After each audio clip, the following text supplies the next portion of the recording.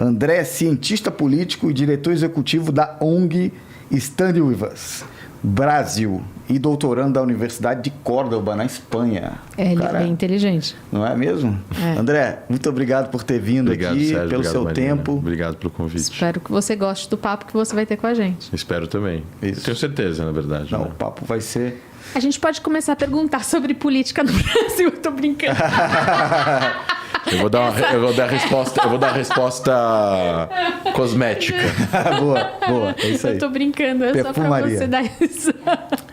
Mas vamos entrar no assunto sério. André, primeiro assim, antes de mais nada, da gente entrar nesse assunto aqui, que eu acho que é importantíssimo para todo mundo que está assistindo, para o Brasil, para o mundo, mas eu queria entender assim, como é que você decidiu, você falava, vou estudar ciências políticas, vou me interessar por esse assunto, de onde surgiu esse interesse aí, por interesse em estudar a política mundial e, né, basicamente mundial?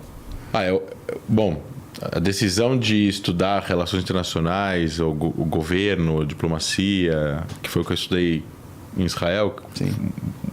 Vivi dos 20 aos 30 anos em Israel, foi movida a uma vontade de poder ensinar as pessoas a respeito da história de Israel em outros lugares do mundo, principalmente no Brasil, que é onde eu nasci, porque eu via que as pessoas não entendiam a história de Israel. Né? É um país bastante incompreensido no mundo, né? As pessoas não entendem Israel. Israel não se preocupa muito em explicar sua própria história. Verdade. Eles se importam muito mais com a opinião pública europeia e americana e dão pouca ênfase, infelizmente, para a opinião pública latino-americana. E aqui a gente vive as consequências disso. Claro, os Estados Unidos é mais importante que o Brasil no mundo e para Israel. Mas existem pessoas vivendo aqui, existem pessoas vivendo nos países da América Latina e existe muita falta de conhecimento. Então eu fui para Israel com o sonho de estudar relações internacionais, sem saber exatamente o que ia ser isso, e depois tentar entrar para alguma coisa relacionada nessa área. Depois esse sonho acabou passando, eu tive alguma vontade de trabalhar para o governo lá, e depois passou essa vontade também. Aí eu tive uma proposta de seguir carreira militar na Força Aérea, aí depois passou também. Isso tudo lá, né? Tudo lá. Eu fiz faculdade de Government, que seria Ciências Políticas ou RI aqui. Depois eu fiz Exército, fui da Inteligência da Força Aérea 2 anos. Que animal. 2011 a 2013. Passei por um dos 4 conflitos que teve com Hamas em Gaza, que teve um em 2009, 2012, 2014 e 2021. Eu passei de 2012, eu estava no Exército. Aí é bem loucura. Aí você vê aquela coisa toda que Que a gente vê na televisão aqui. que é mais ou menos isso vezes 10. Nossa. Vezes 1000. Eu tive um amigo que foi militar lá também. E que ele É exatamente aquele negócio, aquelas salas subterrâneas, com aquelas telas para lá e para cá, e todo mundo de pé. Muita inteligência. Mais ou menos- Existe tudo aquilo. Existe tudo aquilo. Muita inteligência, muita tecnologia. Né? Mas existe muito mais cautela e...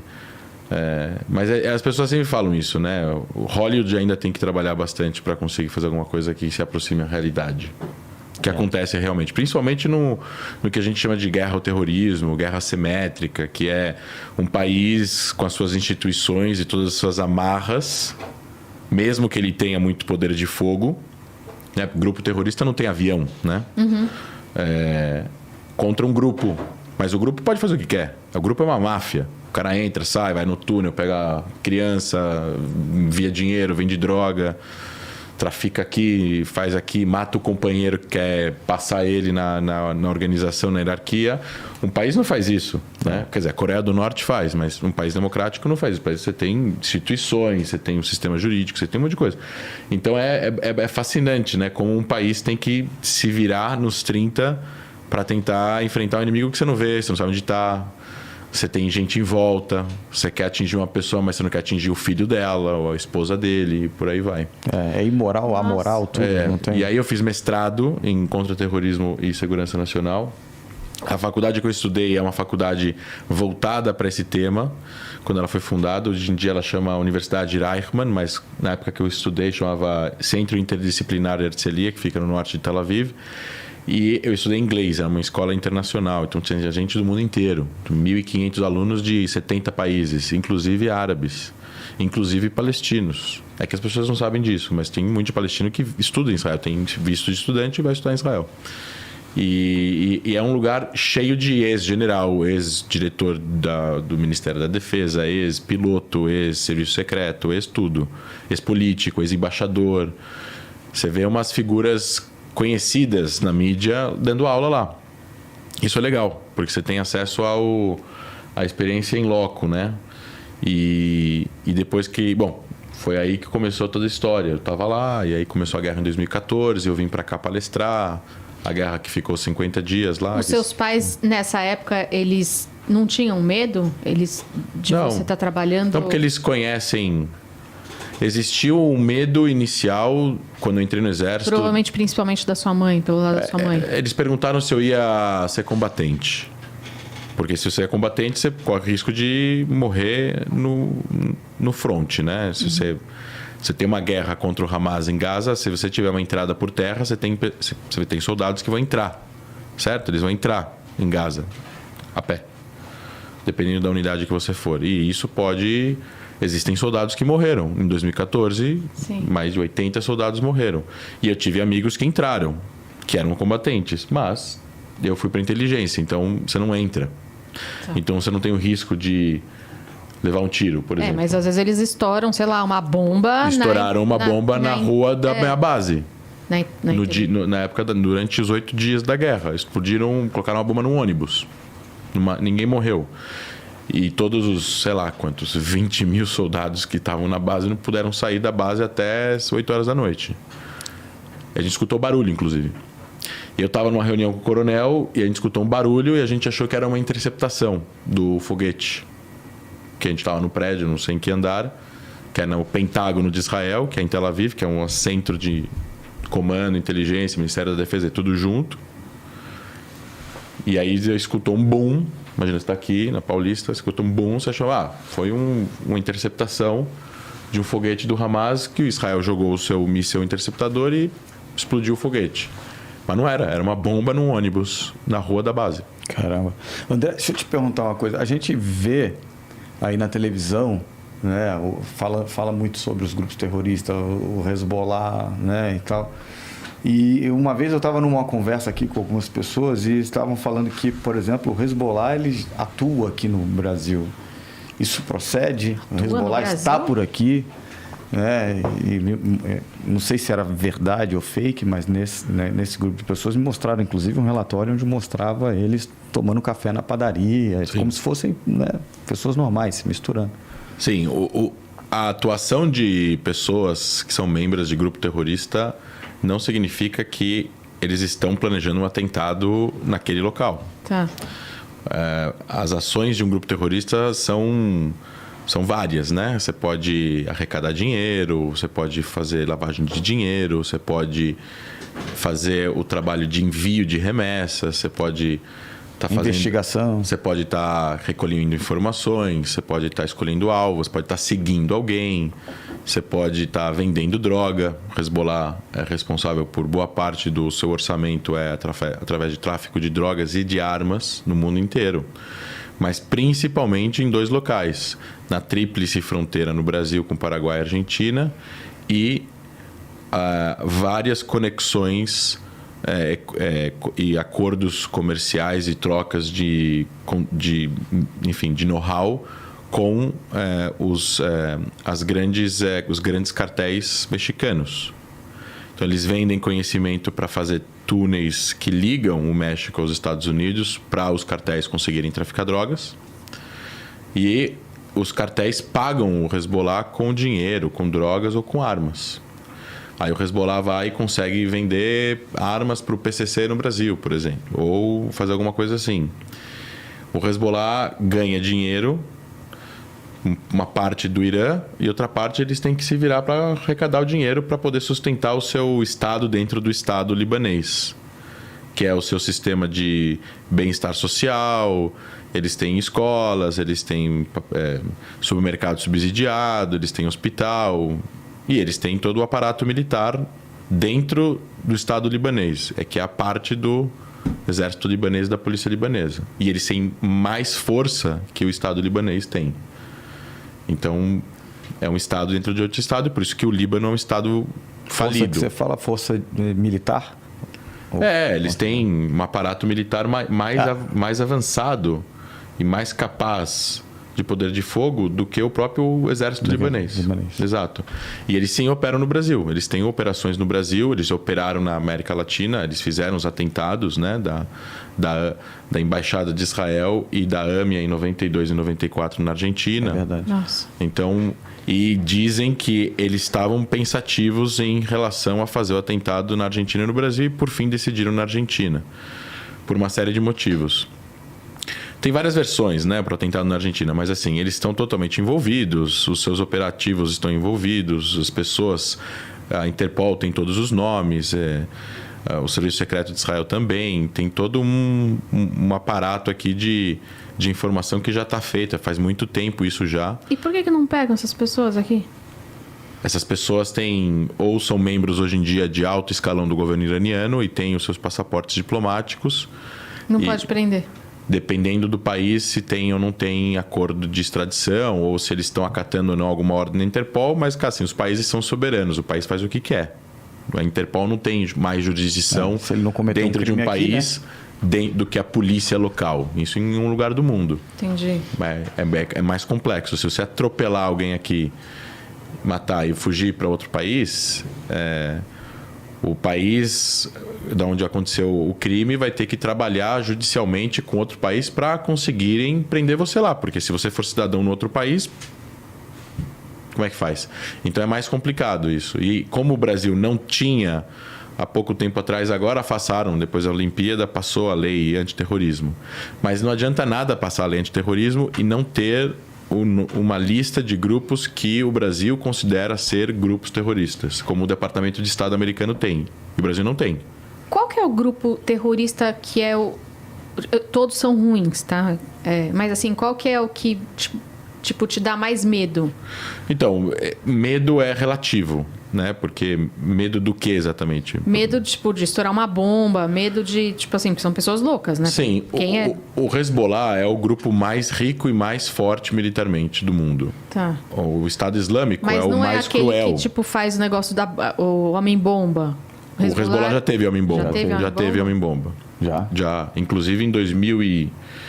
Eu não lembro se foi em 2009, 2012, 2011, enfim. Teve um atentado na Bulgária, num resort, numa cidade litorânea, não lembro se foi uma cidade de férias, que os israelenses visitam muito, é muito barato, é perto de Israel. Tinha um grupo aí fechado, charter aí de israelenses, o cara entrou no ônibus com a bomba no corpo e se explodiu, matou 7, 8 pessoas e ele mesmo, era um cara do Hezbollah, era um libanês. Aquele do shopping também era Hezbollah, não era? Que ele entrou num shopping, não me recordo aonde, e Israel? explodiu. Não, fora também, num lugar, um resort, uma coisa parecida assim. Nossa, teve inúmeros. O Hezbollah é o que mais tem força militar, número de soldados. Eles são praticamente assim uma força paramilitar. E você tem o Estado Islâmico, que são pessoas mais, assim, não estou falando de ideologias diferentes, um é sunita, outro é xiita, mas assim, eles são mais cruéis, eles são mais sensacionalistas, mais cruéis. Então, é até engraçado, o Hezbollah lutou contra o Estado Islâmico na Síria. Mas não quer dizer que os dois, um é bom e o outro é ruim. Os dois são ruins, mas Exatamente. um é menos pior que o outro. Exatamente. Por uma pessoa ser, uma pessoa bomba, o que eu imagino que você até deva saber o que acontece ali, mas, o que eles falam para essa pessoa para fazer com que essa pessoa fale, olha, você vai ter que ir ali, se explodir, é porque você vai pro céu.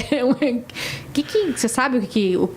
É uma lavagem, eu acho que uma lavagem cerebral na pessoa, né?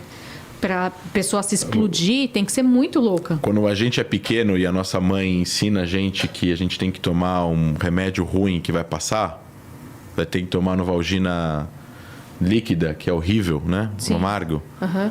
Você toma na crença de que aquilo vai melhorar. Sim. Né? Mas você faz. É mais ou menos isso, só que em uma outra escala. Eles passam por um processo totalmente o que eles chamam de awakening em inglês, que é o acordar. Então eles vão passar por um processo de de entendimento, de visão de mundo completamente diferente do que eles tinham. Isso se uma pessoa vai ser recrutada em algum lugar onde ela já tinha uma vida clássica. Mas se a pessoa está lá no meio, desde pequeno, sofrendo as consequências das guerras locais e escutando toda a baboseira que eles falam no sistema educacional deles, o cara com 18 anos, o sonho dele é virar um mártir, porque ele não tem perspectiva. De vida nenhuma. Ele não sabe o que é a vida normal, ter uma casa, um carro, uma família e passear, comer num restaurante. Para ele é aquilo. E eles têm uma crença de que eles vão morrer, na verdade eles vão para uma outra vida, eles vão ter 72 virgens e vai ficar tudo ótimo. Então eles não acham que eles vão morrer, eles vão passar para um outro lugar. E quando eles acreditam 100% nisso, eles fazem isso. Então tem toda uma questão de honrar a família, honrar o nome do pai, ajudar, enfim. Ninguém acha que... Talvez algumas pessoas possam, obviamente, na hora de apertar o botão ter medo, mas elas são pessoas extremamente ideológicas. E você tem gente... Assim, como uma pessoa consegue pensar isso? Da mesma forma que alguém na Alemanha, em 1939, acreditava que os judeus eram inferiores racialmente falando e conseguiram ligar o gás numa câmara de gás com crianças dentro. Eles conseguiram fazer isso. Eles acreditavam que eles estavam fazendo a coisa certa em prol da humanidade, da raça ariana, whatever. Então, assim, tem gente que acredita em um monte de coisa. Os japoneses, o cara pegava o avião e enfiava... Então, mas assim, até os dias de hoje tem gente que acredita em umas barbaridades. Se a gente for aqui no Brasil, nossa realidade, as crianças nas favelas que são recrutadas pelo crime organizado. E é a mesma coisa, praticamente. Que é um absurdo, né? Tipo, é isso. É triste. Então... Você tinha me perguntado no começo, né? Por que você decidiu ser cientista político? Porque essas coisas são fascinantes porque elas movem o mundo. Eu era pequeno e ficava pegando livro de geografia para ver mapa. Ficava decorando mapa. Eu lembro que eu tinha 17 anos, tinha um amigo meu, o Soli, que eu morava em Israel na época, eu estava fazendo o segundo colegial, e ele tinha um atlas. Eu peguei o atlas, fiquei devorando o atlas. Ele ficou perguntando a capital de vários países. Então, você tem uma coisa de... querer entender o mundo. E o Estado e as relações... O Estado é um mecanismo de controle por si só, né? Realmente. Por isso que falam que quando você sobe ao poder, você acaba moderando uma certa... certas visões. Quando você é muito revolucionário e você sobe ao poder depois de ser revolucionário, você acaba assentando no poder, porque você vira o poder. Você não é mais revolucionário, né? Uhum. E aí você tem um problema quando você toma o poder e você é revolucionário e você não aplica a democracia. Porque se você aplicar a democracia, você vai, mais tarde, vai sair do poder. Foi isso que aconteceu com Cuba, enfim. Então você tem uma... É interessante entender porque a gente vive nesse sistema. A gente vive nesse sistema de relações entre os estados. E isso é fascinante. Então você tem aí problemas simétricos, como por exemplo está acontecendo entre a Ucrânia e Rússia, que é um problema simétrico que tem toda uma lógica por trás. E você tem problemas que são totalmente assimétricos, que é o problema entre Israel e o Hamas em Gaza. Ou o problema entre o Brasil e o crime organizado no Brasil, ou locais que o Brasil não tem acesso, não consegue impor o Estado de Direito, por exemplo, nas favelas e por aí vai. Aproveitando falando que você falou de Rússia e Ucrânia, explicando para uma pessoa leiga o que está acontecendo entre eles. E o mundo está em alerta por causa disso? Tá em alerta. É bem perigoso se acontecer alguma coisa em relação ao equilíbrio mundial. O que eu quero dizer com equilíbrio mundial? A gente fica falando assim, o Brasil cresceu muito em 2002 até 2010. Cresceu, mas é porque o Brasil apostou em 3, 4 coisas econômicas boas, que deram certo, commodities, indústria automobilística e tal. E nessa mesma época o mundo inteiro cresceu e nenhum país quebrou e não teve grandes crises e grandes guerras. Então, tudo ótimo. Teve crise em 2008 nos Estados Unidos, né? Sim, mas você teve de 2002 até 2008... Sim. Um largo período de estabilidade, né? E o Brasil sentiu, mas era forte o suficiente para não ter o baque tão alto, né? O que acontece lá é uma junção de decisões de opositores políticos, países principalmente no caso aqui, de um lado a Rússia e do outro lado os Estados Unidos e a OTAN, em relação ao domínio cultural / militar da região europeia. Então, a Rússia tem toda uma visão estratégica. Estou falando assim, o começo da Rússia, lá atrás, quando ele foi fundado, depois com a junção dos estados satélites com o início da União Soviética, a Rússia tem um problema de território vasto, reto, sem montanha, que ela se sente super vulnerável. Então, para você conseguir se sentir seguro, você precisa dominar várias regiões, para você ter zonas de tampão, caso entrem forças por terra, né? Que é a força mais comum que tinha na época.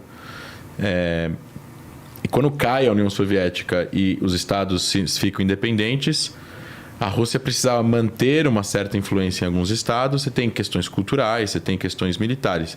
E aí começa a Guerra Fria. E a Guerra Fria levou a União Soviética a... Assim, depois da Segunda Guerra Mundial, com a União Soviética, teve a Guerra Fria, e aí você teve a luta por influência dos Estados Unidos e da União Soviética. E quando cai a União Soviética, a Rússia dá uma retraída no tamanho da sua influência de território, porque 12 países viraram independentes. E aí começa essa questão da OTAN, né? A OTAN, que vinha criando novas alianças a cada ano pós Segunda Guerra Mundial, quando acaba a União Soviética, ela começa a colocar alguns estados que eram ex-membros da União Soviética como membros da OTAN. Ou seja, eles passaram de um lado para o outro. E aí o que acontece? Os Estados Unidos a Rússia perde influência. E são países que são adjacentes ao território russo. E o que acontece quando você... E eu não estou protegendo aqui a visão russa. Estou explicando como eles veem. Porque é fácil a gente ver como ocidental e como os Estados Unidos veem, porque a gente está no Brasil, a gente está na América, é tudo mais ou menos uma visão baseada em liberdade, democracia e tal. Mas eles não veem dessa forma. Eles veem que a OTAN tinha 10 membros e agora tem 30.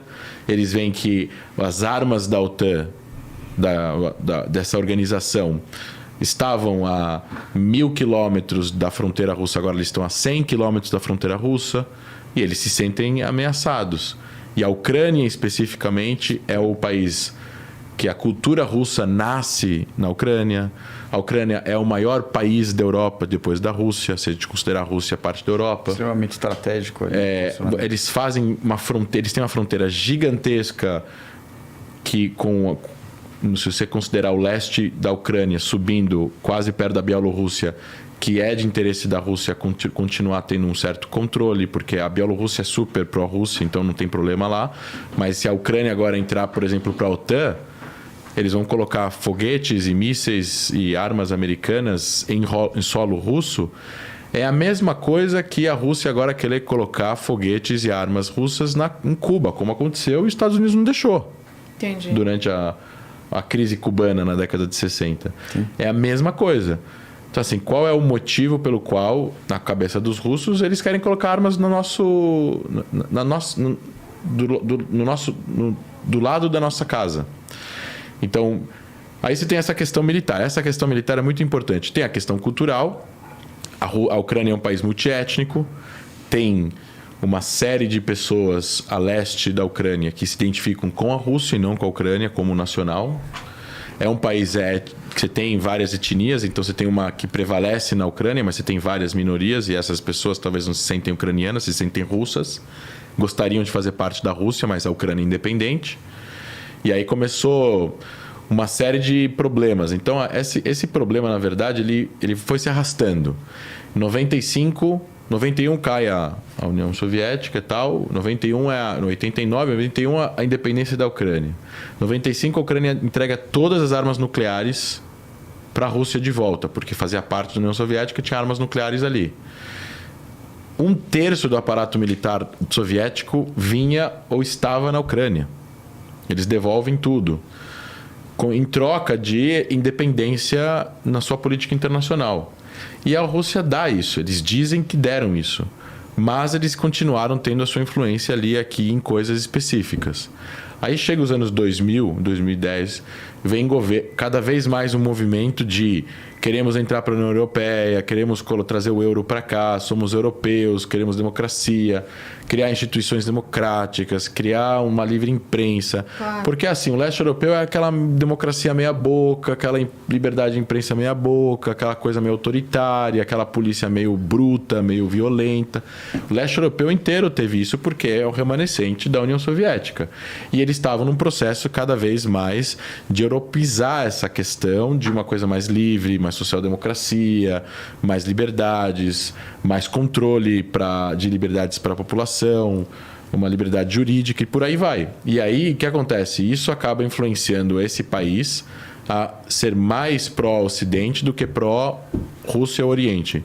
Isso é ruim para a Rússia, porque se a Ucrânia cai vira de repente agora uma democracia plena, essa ideia, essa ideologia, esse processo pode acabar atingindo também a Rússia, os russos, que também podem desejar querer isso também. E isso pode colocar a própria Rússia, ou a sua influência, o seu domínio em risco de acordo com a ideologia de quem está no poder. Dia de amanhã tiver um presidente da Rússia que não quer mais ter que quer tirar essa característica russa e colocar uma característica mais ocidental, eles vão virar ocidentais. É difícil, é longo, é um processo, é muitos anos. Mas a Rússia nunca teve democracia na sua história. Nunca lá teve democracia, liberdade e tal. É um país extremamente conservador em algumas ideias específicas autoritárias. Então, assim, se no teu vizinho tem democracia, não sei o quê, começa a ter um monte de influências econômicas e sociais e as pessoas começam a querer essas liberdades e aí começa a atingir o país em volta, o país lá que está atrás e que tem maior domínio. E aí então chega 2010, 2015, começa a ter um movimento do presidente assinar um acordo com a União Europeia. E aí estava todo mundo querendo, e aí no final das contas ele dá para trás, assina com a Rússia. Aí começa a ter protesto na Praça Maidan, que é a famosa Praça Tahrir, que é que nem no Egito, praça do protesto, a praça da independência, a praça dos heróis, não sei o quê. E aí começa a aumentar. E aí começa a repressão, aí começa cerco, e aí começa mortes, e aí começa perseguição, e prisões, e protesto, e aí o negócio sai do controle, e aí ele sai do poder, ele renuncia. E Yanukovych, né, ele renuncia em 2014, e aí entra um presidente que assina um acordo com a Europa. Aí o que a Rússia fez, anexou a Crimeia. E aí a crise começa. Aí é a maior anexação de território de forma ilegal desde a Segunda Guerra Mundial. Aí começa a guerra de Donbass, que é essa região separatista. Aí derrubam um avião da Malaysian Airlines, lembra? Cai o avião. Verdade. Eram separatistas russos, derrubam um avião em solo.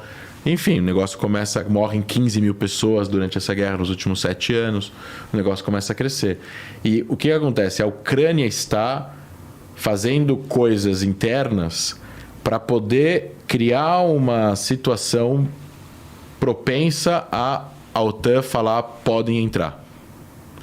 E então a Rússia está tentando evitar que isso aconteça. Você acha que vai acontecer uma guerra? Vai depender muito das ações de todos os dois lados. Eu acho, na minha opinião, que o Putin não tem interesse numa guerra. Ele tem capacidade militar de invadir a Ucrânia, conquistar a Ucrânia e tal, mas hoje em dia não tem legitimidade internacional para você fazer isso. Ele até deu um discurso outro dia, os Estados Unidos ficam falando de invasão. Eles conquistaram o Novo México, o Texas e a Califórnia do México. É verdade, mas faz 200 anos. E há 200 anos essa era a norma. Hoje em dia não é. Então naquela época não tinha ouro, não tinha nada. Ninguém tem interesse numa guerra hoje, né? Espero que não. Não. Tudo um ensaio. Eu acho que estão se medindo, né? Até porque todo mundo sabe que numa guerra nesse momento pós-pandemia seria uma catástrofe. Eu acho que o que ele está fazendo eu quero mostrar que eu estou disposto a fazer qualquer coisa para que... E assim, uma coisa é o acordo comercial, a independência da Ucrânia fazer o que ela quer. Outra coisa é a questão da OTAN. E a questão da OTAN, eu entendo como cientista político a posição da Rússia. Porque não tem nada a ver com democracia ou não. Mas o país é livre para fazer o que ele quer. Então tá bom. Então se Cuba agora quer trazer 100 ogivas nucleares russas, os Estados Unidos vão deixar? Eles são livres para fazer o que eles querem. Mas assim, ninguém vai querer. É óbvio. Nem a gente. Isso aumenta a instabilidade mundial. Então, da mesma forma que a gente não aceitaria isso... porque isso coloca mais instabilidade na região aqui, o mundo talvez também tenha que entender as necessidades de segurança da Rússia. Sim. E essa expansão da OTAN sem necessidade provocando uma superpotência. Não é necessário. A Rússia não está... Tudo bem, tem a questão da Crimeia, mas assim, eles não vão resolver isso na força. A Rússia é a maior potência militar do mundo depois dos Estados Unidos. Não é interessante para ninguém. E aí, por que eu falo que ele não acho que vai ter guerra? O Putin não quer que morram soldados russos. E outra coisa, não dá para um país como a Rússia fazer uma guerra pequena. Não dá para o país como a... Se não for dá... para a guerra, vai para a guerra de ele tem verdade. que entrar, ele tem que conquistar, ele tem que cercar, tem que conquistar uma série de objetivos. Não dá para fazer uma intrusão pequenininha em Gaza, que nem Israel faz, e sai. Ele tem toda uma envergadura, todo um prestígio, todo um nome, toda uma questão aqui de honrar o que ele está colocando. Então, assim, não tem como ele invadir e sair depois de uma semana. É que nem os Estados Unidos quando invadiram o Iraque e o Afeganistão. O negócio é assim, se for, vai ser anos. E vai ser para valer. Então, ele não tem... E o exército, ele não foi feito para invadir, conquistar e parar. Ele tem que acabar com o negócio. E aí vai morrer muita gente.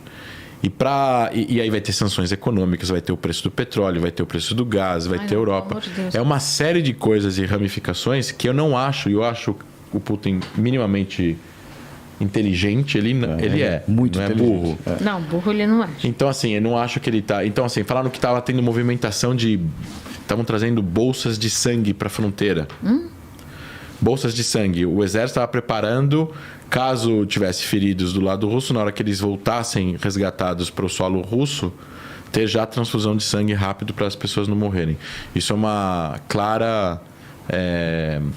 Fake news. Não, a Ucrânia falou que era fake news, a inteligência americana falou que eles estavam levando sangue, bolsas de sangue com ambulâncias militares para a fronteira. Isso é uma clara demonstração de que é iminente uma invasão. Porque o sangue é uma coisa que ele vence, né? Mas tem gente falando, não, ele não vai atrapalhar, tem algum tipo de evento esportivo na China, ele não quer atrapalhar o evento esportivo na China, então ele não vai fazer nada agora, ele vai esperar março, enfim. Eu acho que vai chegar uma hora que eles vão entrar num acordo ou alguém vai ter que mostrar os dentes de uma forma maior. Cara, não teria uma outra forma, que nem depois da tomada da Crimeia lá, a gente viu lá em 2018 que houve a tensão, né? Inclusive por causa do fornecimento de gás e tal, na Europa e tal. Por que a Europa continua, depois de tudo isso que acontece, ainda muito dependente da Rússia e não busca outras alternativas? O que você acha? Não tem muitas alternativas para o gás. A Rússia é um dos maiores exportadores de gás do mundo e está perto, né? Você tem o gás do Catar, que está lá embaixo, está longe. Tem gás agora de Israel, né? O Israel descobriu gás no Mediterrâneo. Eles podem dar gás para a Europa também. Israel está dando gás para o Líbano, através da Jordânia, porque o Líbano está sem energia. Mas você tem relações econômicas, você tem relações de poder. Assim, Israel não vai provocar a Rússia. Não é muito por causa do modelo comercial russo, assim, né? Porque os caras atuam de uma forma bastante agressiva, sabe, né? A China também, toda a superpotência atua de uma certa forma, de uma forma agressiva para poder manter os seus interesses. É que a Rússia tem uma questão aqui de... eles foram um grande império que caiu. E eles estão se reerguendo, eles estão se reconstruindo, ele está transformando o país.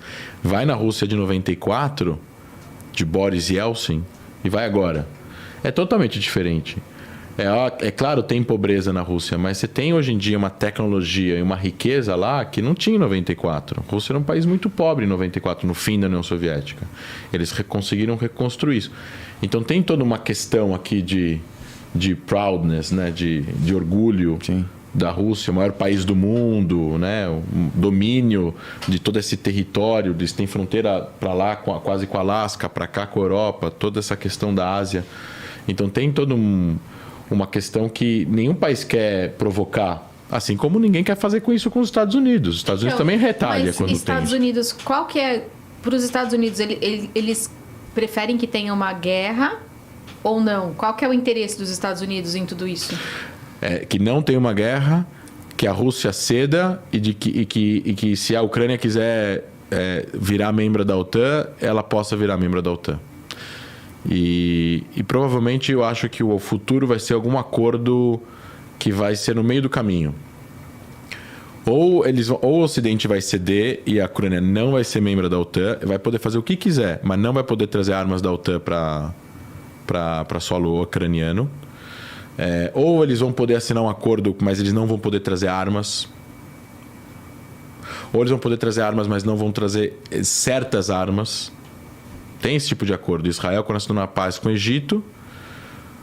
Egito não pode mais colocar certos produtos hardware militar no Sinai, que é aquela península de onde foi o campo de batalha das guerras que Israel teve com o Egito. E Israel conquistou esse território em 67 e devolveu para o Egito só em 81, em troca de paz, com a condição de que o Egito não vai trazer aviões de guerra, tanques e artilharia pesada para esse território. Israel monitora, e quando eles querem trazer para combater, sei lá, Estado Islâmico no Sinai, porque é um deserto, o negócio é terra de ninguém, às vezes fronteira com o Sudão, fronteira com um monte de países falidos, então o Egito às vezes precisa combater insurgência terrorista dentro de solo egípcio, dentro do Sinai, então eles precisam entrar com um avião dentro do Sinai. Aí eles têm que pedir autorização para Israel. Israel autoriza porque tem uma boa relação. Você está acompanhando um pouco o papel do Brasil nisso tudo ou não? Porque o secretário de Estado americano ligou para o nosso chanceler e tal. Você está acompanhando? Não, isso eu não acompanhei. Que eles ligaram, eu não acompanhei. O que ele falou para eles? Pela segunda vez. Não, que a gente precisaria se posicionar. Eu vi. Que precisaria se posicionar em algum lugar. Eu acho que nesse caso aqui o Brasil deveria optar pelo diálogo e que as partes resolvam da melhor forma possível para evitar a guerra. O Brasil não vai ter uma opinião específica, o Brasil também não é membro da OTAN, então...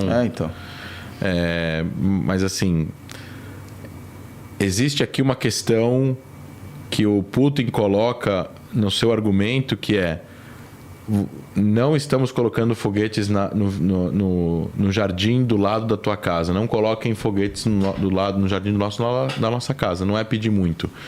É claro que a forma como ele... E assim, tem muita coisa errada que a Rússia faz com esses países. Envenenamento de políticos. E eles fizeram lá eles fomentaram esses protestos que tiveram na Ucrânia em 2014. É triste pra caramba o que aconteceu lá. Morreu muita gente. Morreu 100 pessoas lá com arma de verdade que a polícia tirava nos protestantes. Estavam sem arma, sem nada.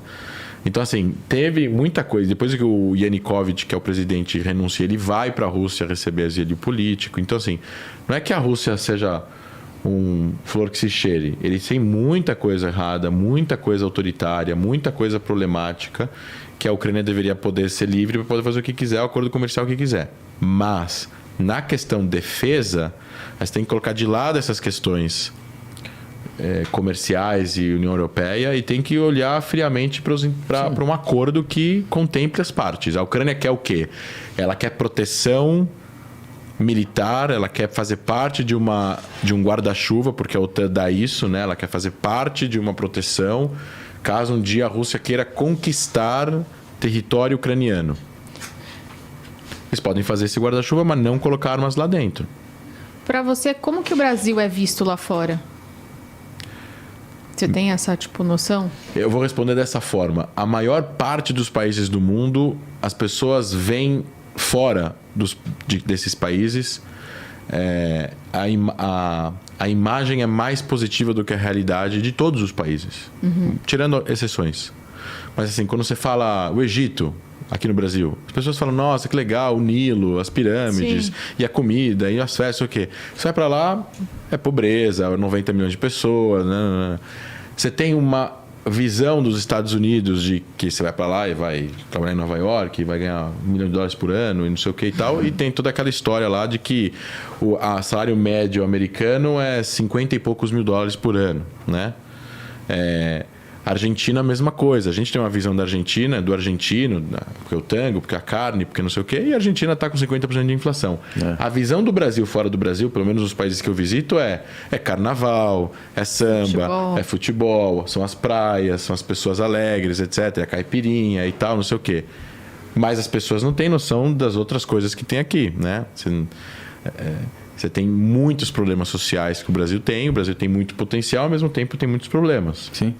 Então, essa visão as pessoas não têm. Quando eu morei em Israel, quando eu falava que eu vinha do Brasil, de onde você é? As pessoas escutavam sotaque. E, bom, Israel é um país de gente do mundo inteiro. Mas muitas das pessoas que perguntavam que são jovens, os pais foram para lá e foram principalmente porque foram expulsos de algum lugar, né? Ou foram refugiados da Europa, ou foram refugiados dos países árabes e islâmicos que expulsaram os seus judeus, né? No decorrer do processo. Então, eles não têm muita opção, eles nasceram em Israel. Eu nasci no Brasil, eu imigrei para Israel, usei a lei do retorno, assim como tem lei do retorno no Líbano, na Polônia, na Ucrânia, tem muitos lugares que tem lei do retorno, eu usei a lei do retorno de Israel. E as pessoas me falavam, por que você veio do Brasil para cá? Eu falei, o Brasil é muito mais legal, não sei o que e tal. Então, eles não têm a visão do Brasil real, que aqui tem assalto, que aqui é um país que tem diferenças sociais gritantes, que é um país mais pobre que Israel, que tem problemas socioeconômicos muito mais voláteis que Israel tem. Israel tem uma economia muito mais estável, até mais estável do que muitos países da Europa, e por aí vai. Então, a visão que as pessoas têm do Brasil é melhor do que a realidade. E eu vou completar. Israel é um dos únicos países do mundo que a visão fora de Israel é pior do que a realidade. As pessoas têm uma visão, normalmente, algumas pessoas que conhecem legal, mas normalmente as pessoas falam em Israel e falam assim, nossa, bomba, homem-bomba. Não tem homem-bomba hoje.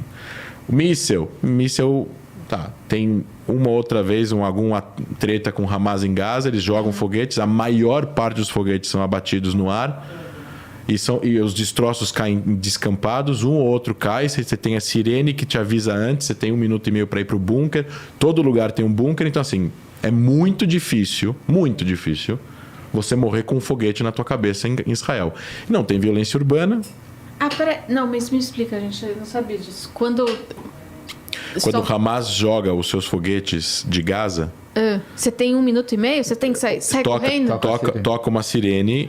Não. Primeiro tem um sistema de radar que está identificando que o foguete foi lançado e ele, em 1 milésimo de segundo, ele faz a trajetória do foguete para onde o foguete está indo. Uhum. Então vai tocar uma sirene na zona do foguete, não é que toca no país inteiro o tempo todo. Eu já imaginei todo mundo saindo. Então, assim, correndo. você está em Tel Aviv, é 100 quilômetros de Gaza, se o foguete não está indo para Tel Aviv, está indo para o não vai tocar lá, e você não vai escutar, porque está longe, né? Agora, se o foguete está indo para lá, vai tocar a sirene. Toca uma sirene intermitente, né? Alta pra caramba, que não dá para escutar em qualquer lugar. Os apartamentos que foram construídos já desde a década de 90 para cá, todos apartamentos, um cômodo é um bunker. Então é como você sair da sala aqui, dá a volta, você entra numa outra sala e a sala é fortificada. Com as paredes grossas, em cima, embaixo e dos lados. Então, se o foguete atingiu o prédio ou o teu apartamento em si, essa parede não vai ceder. E aí você está bem. Os prédios mais antigos, da década de 50, 40 anteriores, você tem um bunker no subsolo do prédio. Ou, na melhor das opções, na pior das opções, você vai para a escada do meio do prédio. Estilo prédios europeus, que você entra, tem uma escada que sobe, a escada é o meio do prédio. Então, você tem muitas paredes em volta, né? Dos apartamentos. Sim. Isso já é uma proteção natural. Então, você vai para a escada e você fica na escada. E você tem 1 minuto e meio para chegar? Depende do lugar que você está. Se você mora do lado de Gaza, tem 15 segundos. Se você está em Tel Aviv, você tem 1 minuto e meio. Mas, com certeza, pela probabilidade, você tem mais possibilidade de sofrer violência aqui do que lá. Não tem comparação. É mais fácil você sofrer violência nos Estados Unidos do que lá.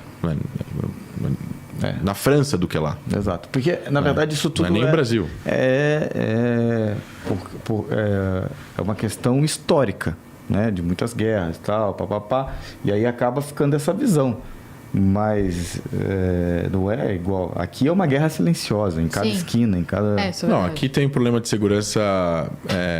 de crime urbano que é muito difícil de você solucionar e você tem, obviamente, paliativos que você pode fazer e infelizmente, nem todo mundo da população tem como ter esses paliativos, né? Então, sim, claramente... E aqui você tem muitos outros problemas. Você tem problema de enchente, você tem problema de chuva, você tem problema de saúde pública, você tem um monte de outros problemas que lá não tem, né? Barragem que tudo, agora que está acontecendo aqui em Franco da Rocha. Mas não tem como comparar. Um país de 9 milhões de pessoas, aqui tem 230, então assim... E território... E a gente tem as nossas diversidades também, né? Cara, essa tua visão, você tem uma visão muito clara, muito pragmática, muito objetivo. Então, não podia deixar de te perguntar... e não tem nada a ver com política, mas a questão do crime organizado no Brasil, principalmente Rio de Janeiro, por exemplo, você olha ali, você acha que isso tem realmente, você falou, paliativo no mínimo, mas você acha que tem correção, cara? Tem várias formas de você conseguir corrigir.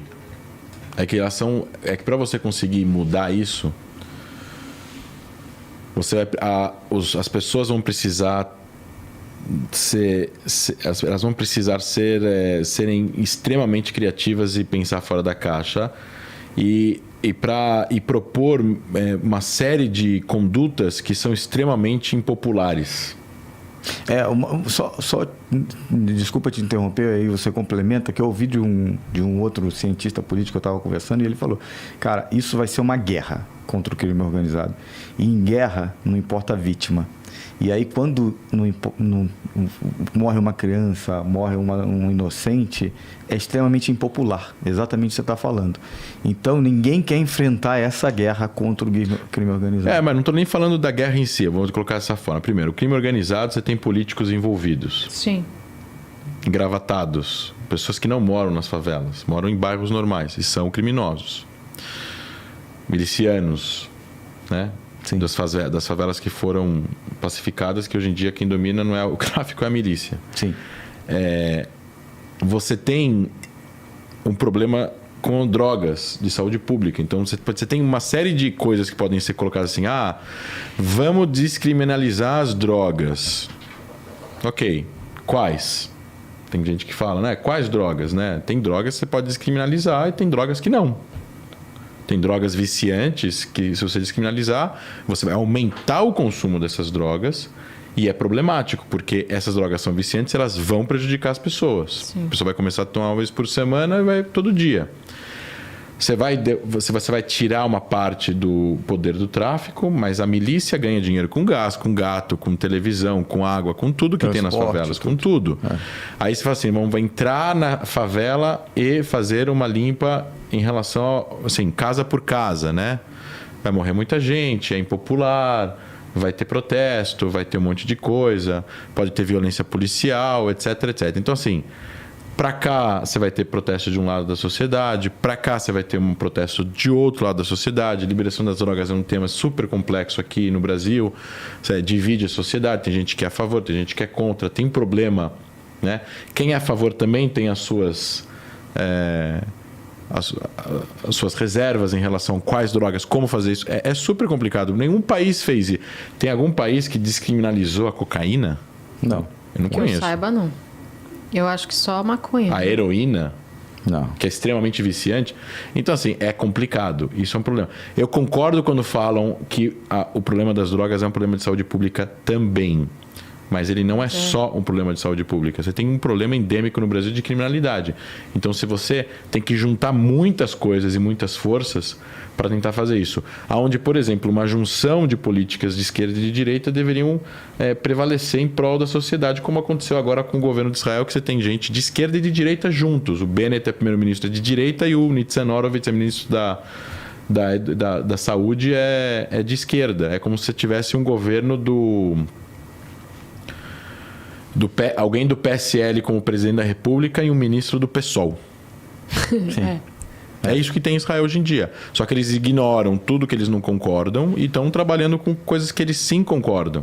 Aí é bom, né? Porque Então, você está pensando no país, no bem do país. Quando você pensa, né, que a política é um meio para fazer coisas boas para o país, ótimo. Quando você pensa que a política é apenas uma forma de você se sustentar no poder, aí é ruim. Sim. Então é aí que está o grande problema. Vai ter que ter uma junção dessas duas coisas.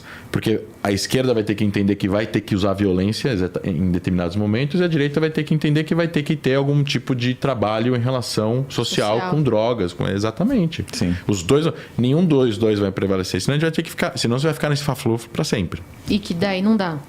Não dá. Que ninguém ganha. A gente tem uma pergunta aqui que é do Glaucão, que trabalha aqui com a gente, o Glauco. Grande Glauco. Que é: o Setembro Negro foi exterminado? Foi. O Setembro Negro, ele fazia parte da OLP. E a OLP, a Organização para a Libertação da Palestina, só dando um contexto, Setembro Negro, sim.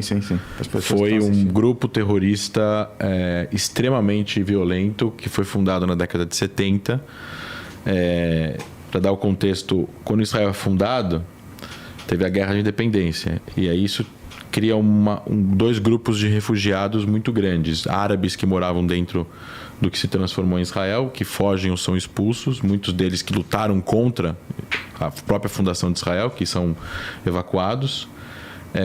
Para os países limítrofes, né? Fogem para a Cisjordânia, que foi dominada pela Jordânia, entre 49 e 67. Muitos ficaram ali. Aí a OLP é fundada em 64, no Egito, por Yasser Arafat, né? Que era egípcio e não palestino. E a guerra era contra a existência de Israel, sabotar, atentado e tal. Ninguém falava de paz e 2 estados naquela época, né? E veio a Guerra dos 6 Dias. E a Guerra dos 6 Dias foi uma guerra em que 5 países participaram, né? Principalmente o Iraque, a Jordânia, a Síria, o Egito, todo mundo mandou tropas aí. Mas Israel conquista os territórios desses países que estavam usando esses territórios para atacar Israel. Então Israel conquista o Sinai do Egito, que é uma península, a Cisjordânia da Jordânia e o Golan da Síria. E a Cisjordânia tinha muita gente que fugiu de 48 e que era membro do OLP. E aí quando Israel conquista, os caras fogem. Para onde? Para a Jordânia. E eles ficam acampados perto da fronteira com Israel na Jordânia, que é a maior fronteira que Israel tem, onde há o Rio Jordão, pro lado de lá.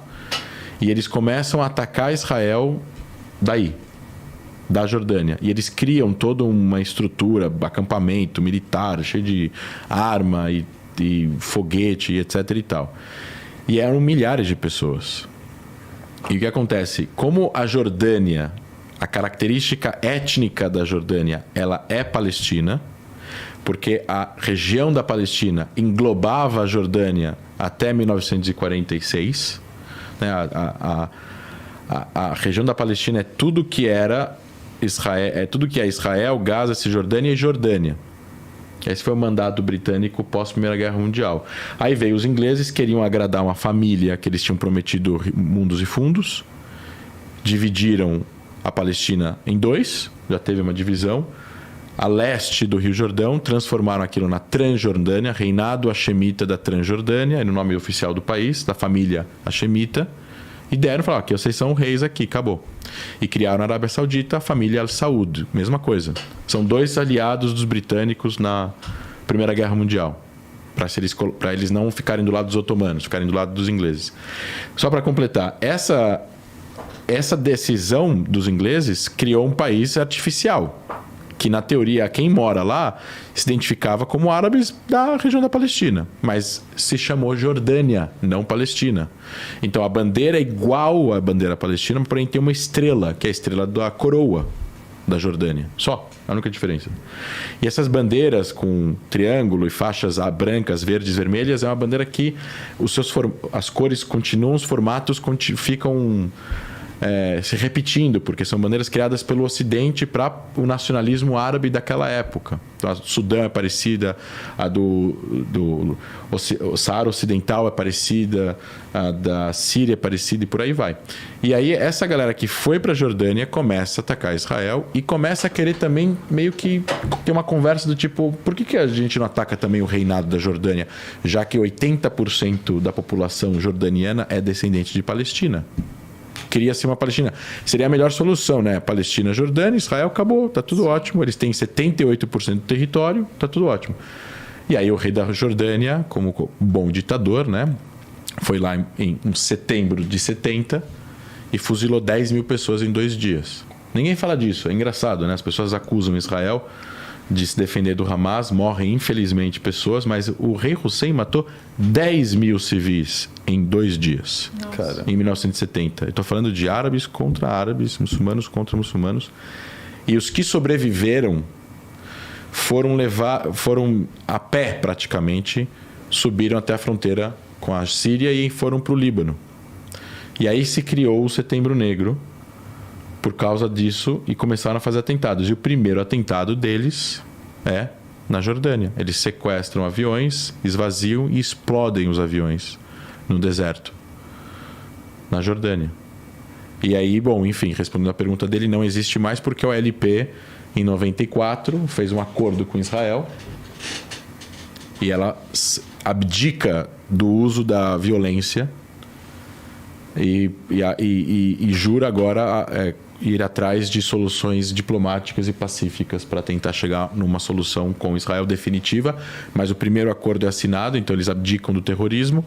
E o Setembro Negro era parte aí eram radicais dentro da OLP. Não quer dizer que não tenham pessoas que gostariam de fazer atentados, mas isso não é mais praxe da OLP.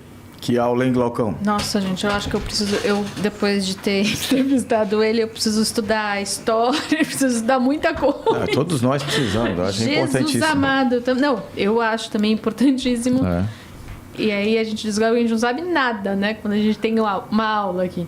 André, você acompanhou agora as eleições em Portugal? Não. Eu foco muito no Oriente Médio e segurança e terrorismo, senão, se você não foca, você acaba não pegando o essencial, né? O essencialismo é tirar o barulho em volta e ficar no... Claro, não, perfeito. No essencial. Então, eu até falei, né, na Jovem Pan, eu falei, olha, eu não vou comentar se acontecer alguma coisa no Peru. Sim. Eu vou comentar coisas relacionadas à segurança nacional, terrorismo e Oriente Médio. O que é Oriente Médio? Eu falei, do Marrocos até o Afeganistão, vai. Que é o Oriente Médio bem estendido isso. Sim. Dubai, Abu Dhabi. Todos os países aí da região. Fantástico, cara. Bom, foi uma aula. André Last. André, seu Instagram, André LAJST. Isso. O pessoal te seguir, né? Isso. Tem mais algum recado que você gostaria de dar para o pessoal? Eu acho que, assim, busquem ler bastante a respeito desse assunto. Eu acho que é legal as pessoas entenderem como o mundo funciona, como essa relação de poder entre os países funciona. Não é assim, não existe uma verdade absoluta. Então, você tem coisas aqui, você tem coisas ali. É legal escutar o contraditório também.